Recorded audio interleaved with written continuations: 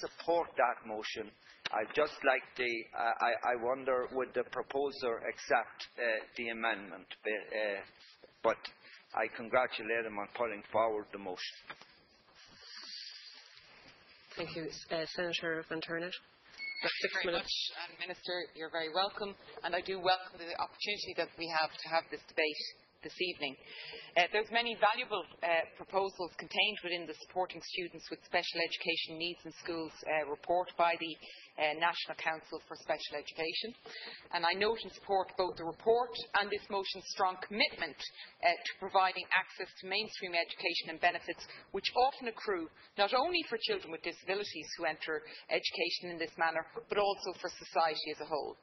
The normalisation of disability is a vital step towards achieving a fair and egalitarian society.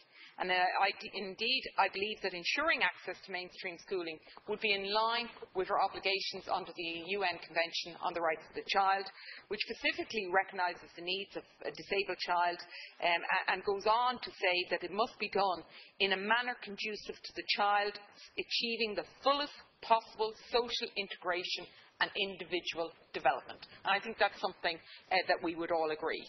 With this in mind, I read the NCSE report with great interest, but was disappointed by its finding that certain school enrolment policies and practices had been less than fully inclusive, and that such policies had created barriers to enrolment for students with special education needs.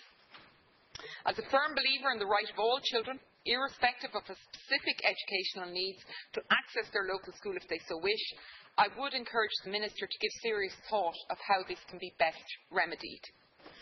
I must say that I do question in the motion, and perhaps it is unintentional wording, in the inclusion of the section regarding the entitlements of schools and their patrons to develop their own enrolment criteria. For me, it's vital that the school application process be carried out in the most fair and transparent process possible. Thus, the exclusion of any child from a state-funded school or on any discriminatory basis for me is unacceptable, be it on the grounds of their education needs, faith or family history. I also believe that on this occasion the Government is right in tempering the language of the motion. The Minister must examine and give serious consideration to the recommendations of the NCSE report, but to call upon him to introduce these recommendations in a wholesale manner without the necessary due diligence, for me defeats the purpose of such a report, which aims to inform government policy. In particular, Minister, I am very conscious of the concerns expressed by some of the report's conclusions that Down syndrome should not be reclassified as a low-instance disorder. Given that these children often require more intensive support than other children in the same classification due to the variety of additional difficulties which are associated with Down syndrome. While I note the report's insistence that the proposed allocation system will allow for individualised assessment of children with and without Down syndrome, I am concerned that this does not conclusively, Minister, address whether Down syndrome children will be entitled to resource hours. So, while I don't in any way doubt the veracity of the report's finding, I feel that further review by the Department of Education itself may be useful insofar as allaying the fears of parents. Minister, I hope that today you'll be able to provide clarity and reassurance for parents and children concerned. September will be upon us before we know it, and I know that there are many parents who are extremely concerned.